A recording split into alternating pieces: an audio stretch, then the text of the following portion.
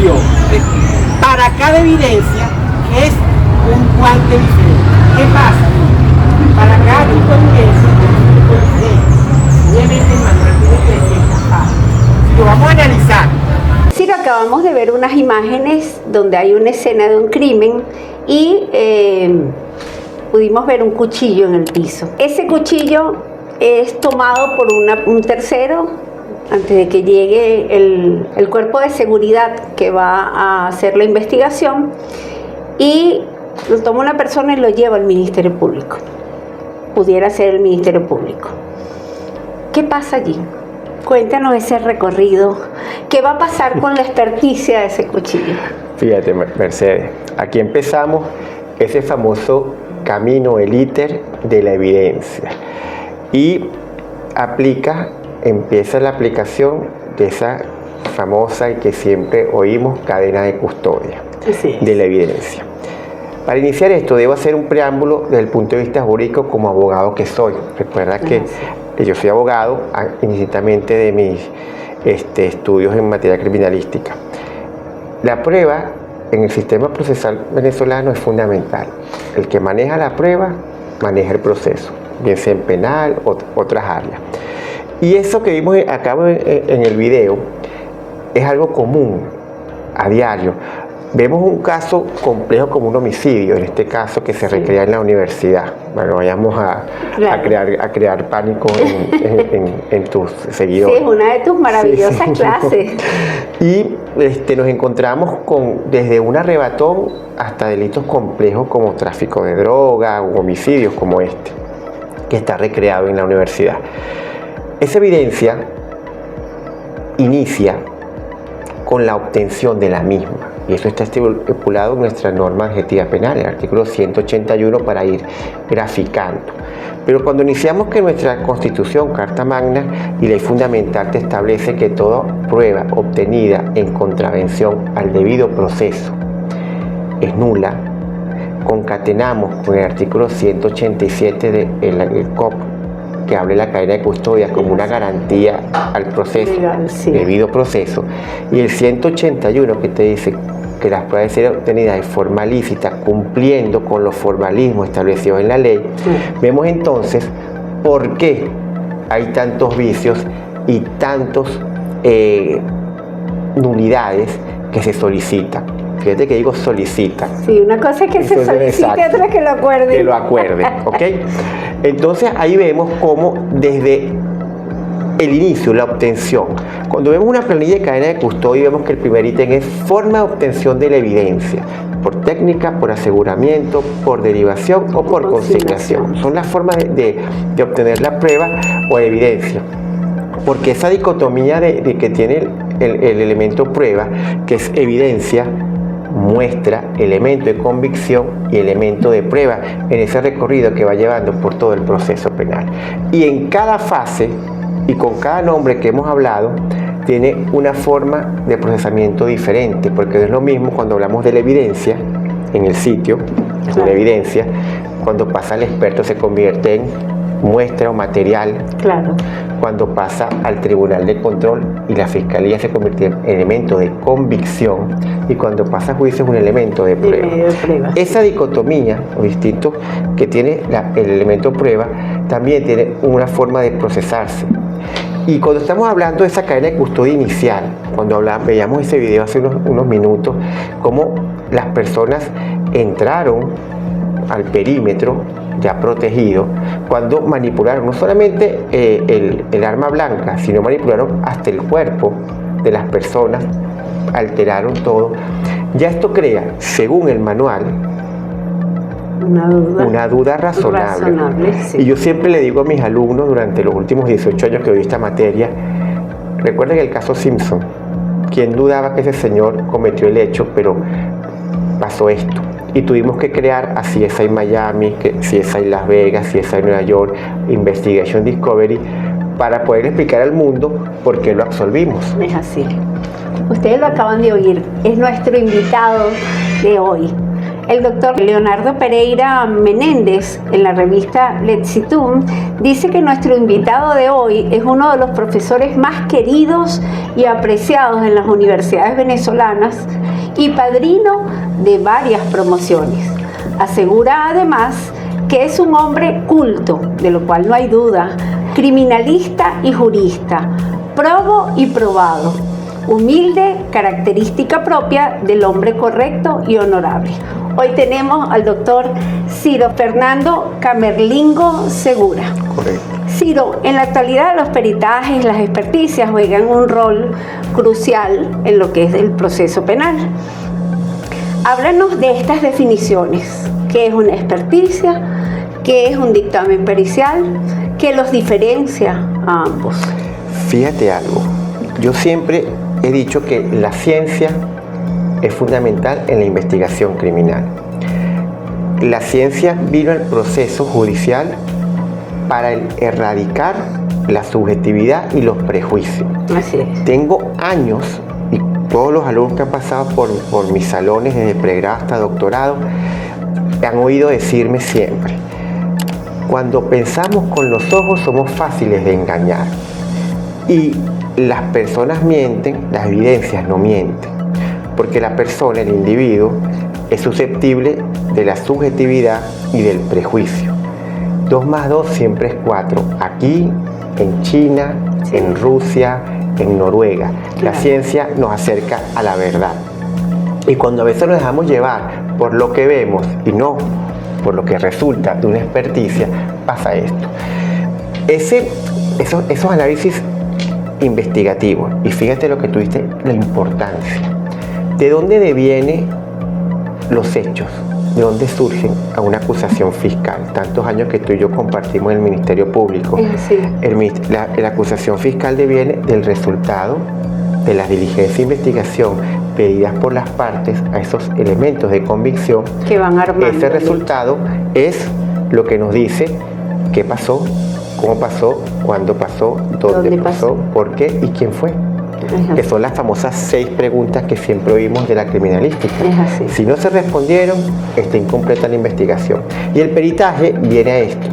Peritaje, como vamos a decir, para las personas que no son abogados, son expertos. Sí, pues este es uno de los fines Exacto. de esta, justamente. Voy a tratar de no ser tan podcast. técnico. No ser tan técnico. Es el segundo paso después de la criminalística de campo, ¿okay? La cadena de custodia de campo, la parte científica, que es fundamental.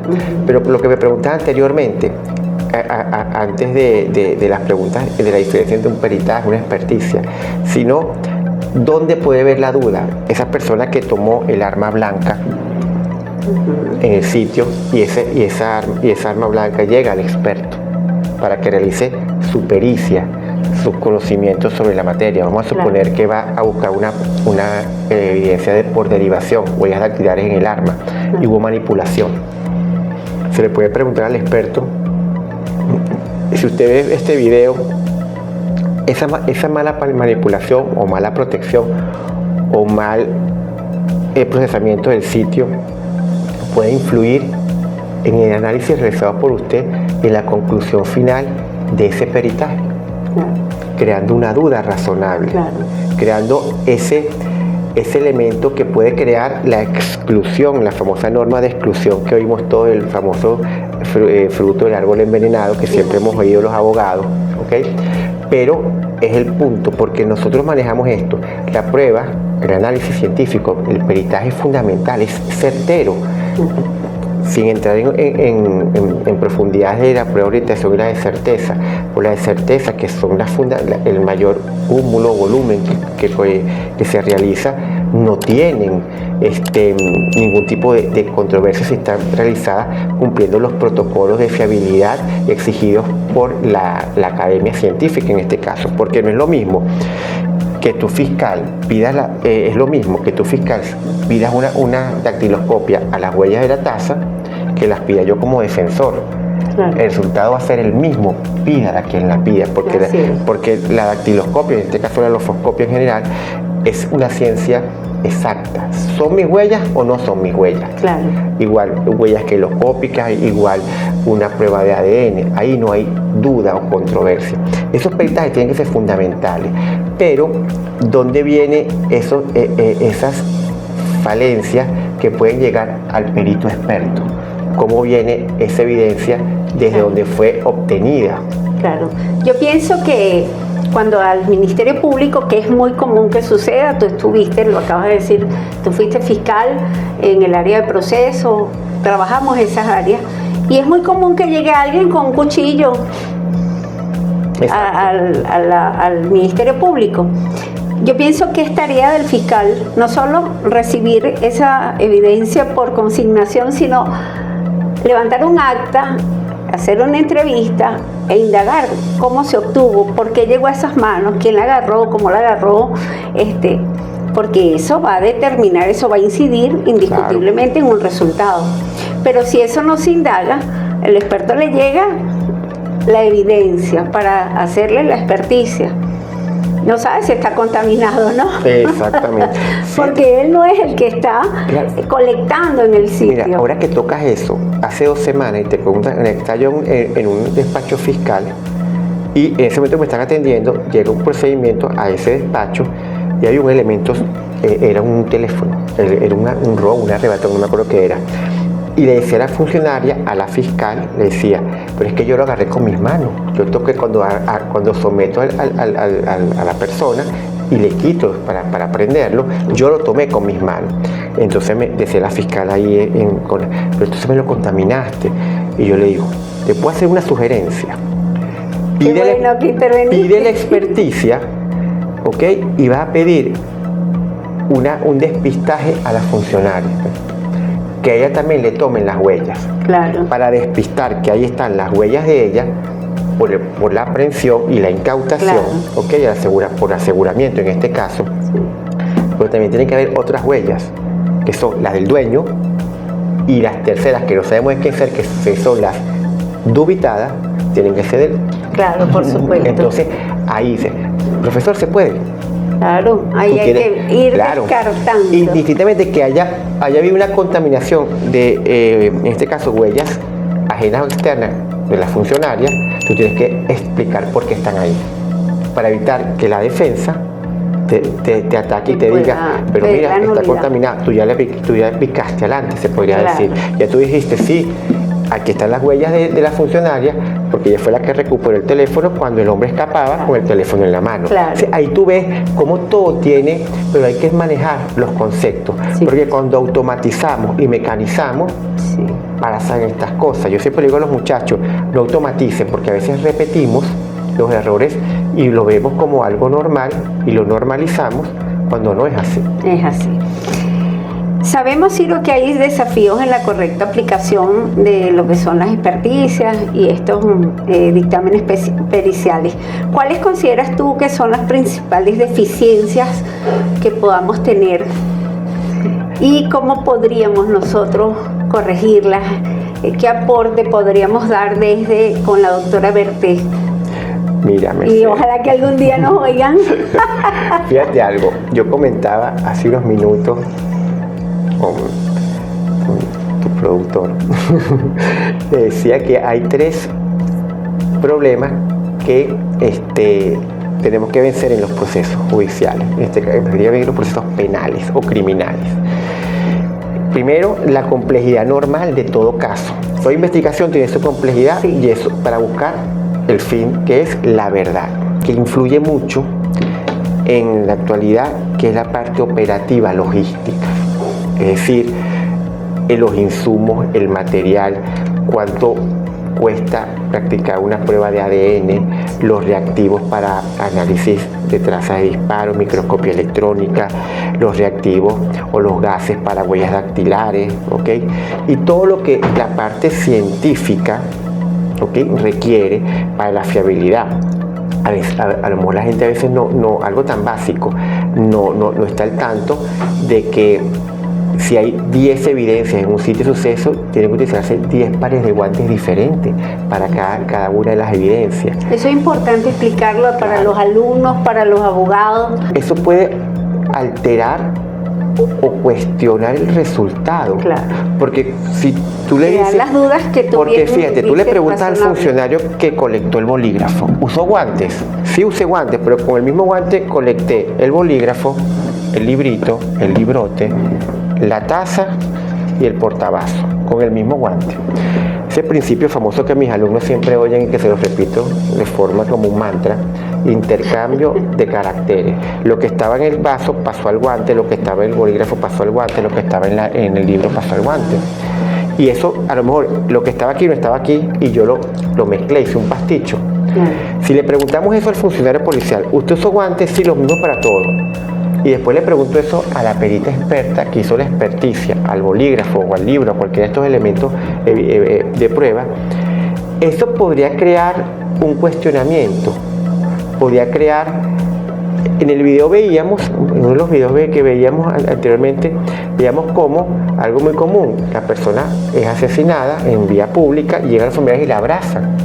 Ese intercambio de fibras, Sí. de fluidos, lágrimas, sudor, es más, algo que para mí es trágico. Saliva. No, la sábana que le ponen encima, la sábana más sucia que En encontraron, cualquier parte. que puede tener apéndices pilosos, que son cabellos, fluidos de cualquier tipo de fluido, cualquier tipo de comida, y eso se pasa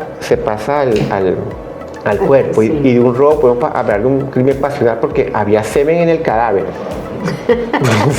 Y era la sábana que Exacto, que venía venía sucia entonces eso a veces es que no lo vemos, porque claro, yo siempre digo que todavía somos tropicales, todavía tenemos esa ingenuidad. Sí. Y somos vírgenes todavía en este aspecto, todavía somos en materia criminalística, pero a veces sí, si empezáramos un poquito a apretar, a ser más rigurosos con ese manual de cadena de custodia y todos los protocolos La anexos, importancia que tiene. y vimos el trabajo arduo. Varios amigos míos, compañeros que son excelentes, son unas personas muy capaces, que son los encargados de estar haciendo estos protocolos, el manual, y para después ver en un tribunal que te digan que ese es un formalismo no esencial. Sí, eso es... O sea, a veces desanima, Sí. ¿ok? Porque ese esfuerzo que se está haciendo en el ministerio, en la fiscalía, para estos manuales y protocolos, Sí. con el apoyo no solo sino de otros entes, el TCJ, la Defensa Pública, y después te digan, no, pero Yo recuerdo que una de las pioneras del manual de cadena de custodia fue Rocío Gasperi. Claro. Y todos los que en ese momento fuimos directores aportábamos para ese manual de cadena de custodia, que después ha tenido sus reformas y que se ha ido actualizando y tiene sus protocolos. Pero la importancia que el juez también le dé a que eso hay que cumplirlo.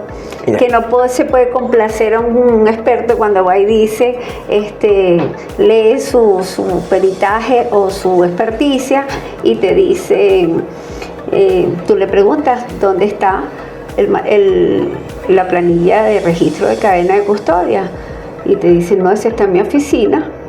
Ajá, ¿y por qué no está en el expediente? No, esa es mía. Y a veces lo tomamos como que es que tú estás creando impunidad, sí, porque tú dices cosas para que ataquen la cadena de custodia y anulen las pruebas. No, yo hago esto para que ustedes lo hagan bien. Claro. Que no lo hagan de forma alocada o de forma displicente. ¿Tú no te has fijado, Mercedes, que jamás ofrecen como medio de prueba a los funcionarios que están en la cadena de custodia para que lo declaren en juicio? Sí. ¿Tú imaginas que le preguntes a un funcionario, ¿usó guantes? ¿O qué método de fijación utilizó? ¿Con qué método de abordaje ingresó al sitio del suceso? ¿En qué tipo de empaque embaló la evidencia? Si hacen esas preguntas, tú te puedes imaginar el colapso que va a existir en un proceso penal. Sí, es indudable. Por eso ahora se usa mucho que vaya un experto a interpretar.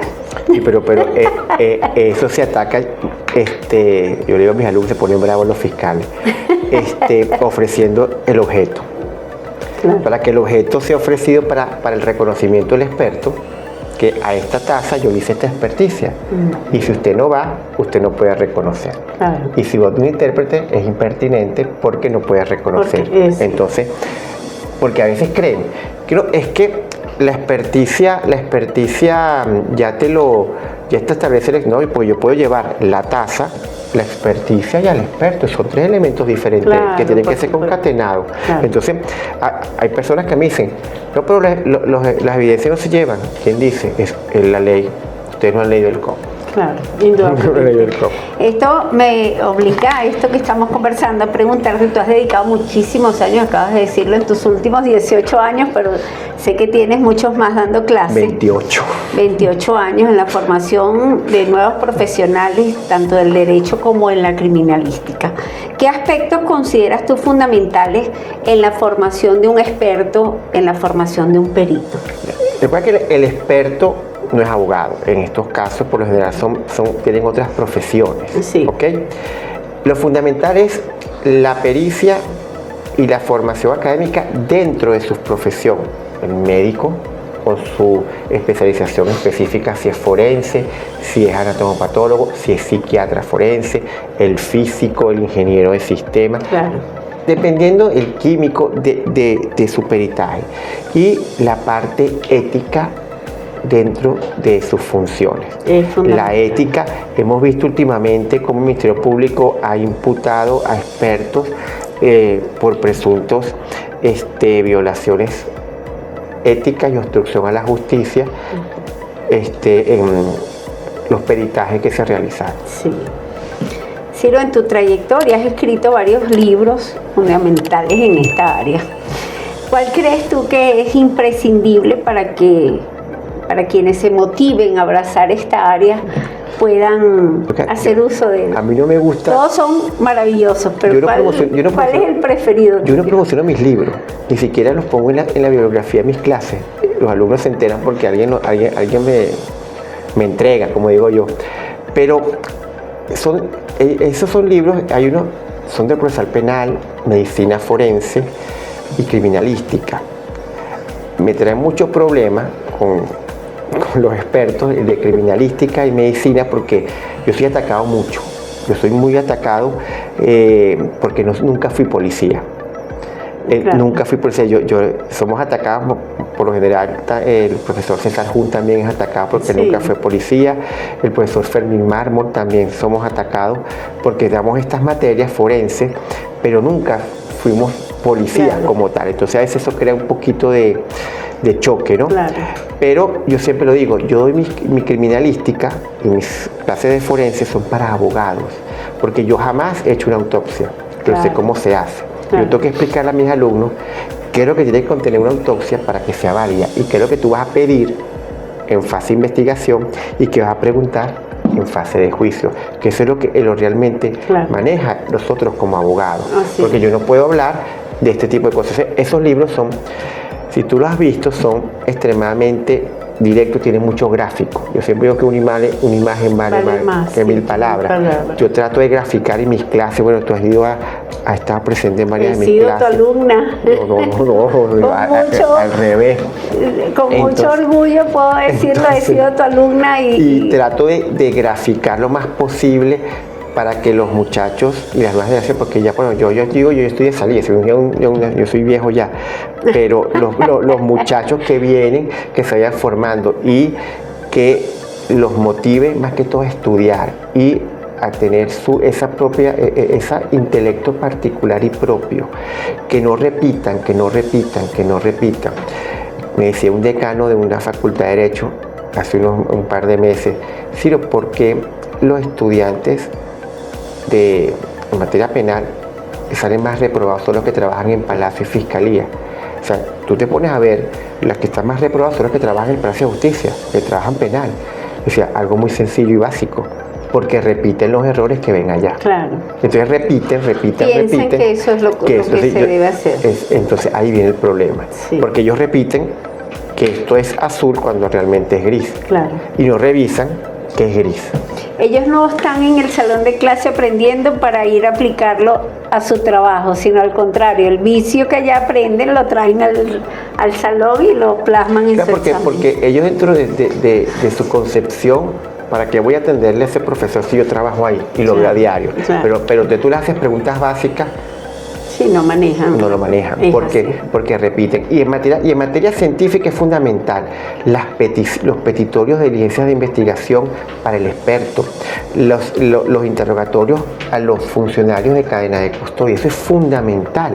Claro. para poder demostrar la autenticidad, porque no solamente es decir que se realizó la cadena de custodia, sino demostrarlo. Claro. Porque el papel aguanta todo. Pero cuando tú, abogado, acusador, defensor, llevas a todas estas personas que están ahí señaladas, es que tú vas a establecer que realmente sí se cumplió. Porque esa hoja no es una cadena de custodia, es una planilla de registro. Claro. La cadena de custodia se va a demostrar durante el debate. Es así. Voy a hacerte algunas preguntas, si se quieren llamar comprometedoras, para tener la oportunidad de conocerte en tu dimensión humana. Si pudieras implementar una reforma legal en el ámbito de lo que tiene que ver con las experticias, ¿cuál sería esa reforma? Mira, no tanto una reforma porque la ley lo contempla, daría un apoyo más logístico, lo que hablaba anteriormente, y económico a todos estos gente, a los laboratorios como en el 6CPC, ahí en San Agustín. La Defensa Pública tiene laboratorios.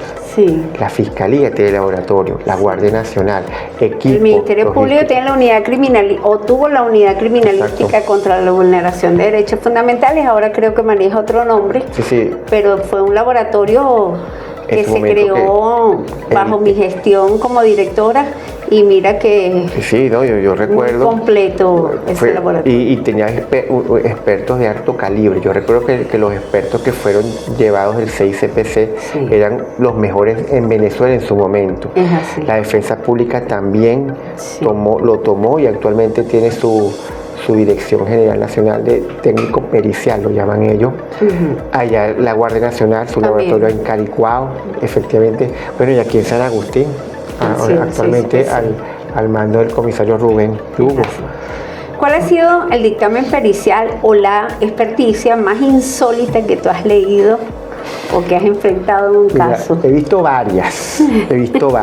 La fiscal en Barlovento. Entonces, por lo general, hay un delito. Yo llegaba al sitio porque era la mi fiscalía. Yo caminaba y ahí estaba el muerto tirado, ¿no? Yo llego a ese sitio de suceso y está el cadáver, ¿no? El disparo atravesó un vidrio. Atravesó el vidrio. O sea, fue un disparo como a 4 metros y atravesé el vidrio y le da en la cabeza a la persona. Al inciso. Yo veo el cadáver, no sé qué, reviso, no sé qué. Cuando me llega la experticia, me llega que disparo a contacto. Con tatuaje verdadero.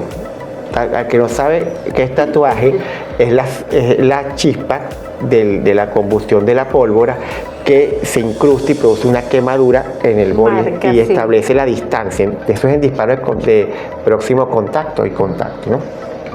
Yo le digo al pastor, eso es imposible. Usted está dudando, es que es imposible, le digo yo, porque yo estuve ahí. El proyectil ingresó a través de un vidrio. ¿Cómo me va a hablar usted De quemadura, de tatuaje?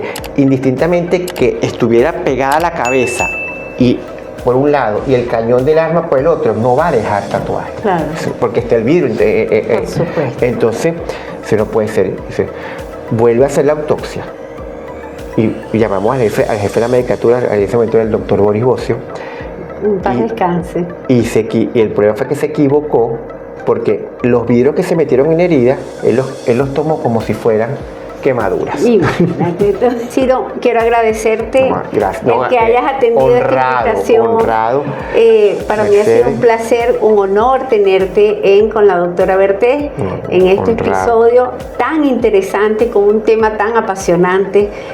Qué mejor que tratarlo contigo, que pues eres una autoridad en Venezuela en este tema. Claro que sí, lo digo sin temor a dudas. ¿Te gustaría dar un mensaje final a nuestra audiencia? Mira, yo siempre doy el mensaje a las nuevas generaciones de abogados, a los muchachos. Recuerden que ustedes son el futuro del país. Tenemos que eliminar esa opinión generalizada que tienen en contra de los abogados. Deben estudiar. No se conviertan en gestores o tramitadores de normas.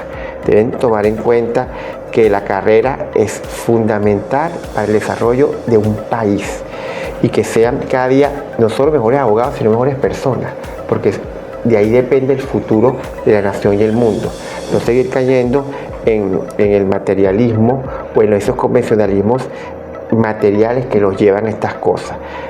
Las redes sociales son redes sociales, no son la vida real, y eso es fundamental. Así es. Sin embargo, queremos que des tus redes sociales para que la gente pueda leer. Mira, en dónde se va a nutrir. En Instagram es Ciro_Camerlingo_ y en TikTok Ciro Camerlingo.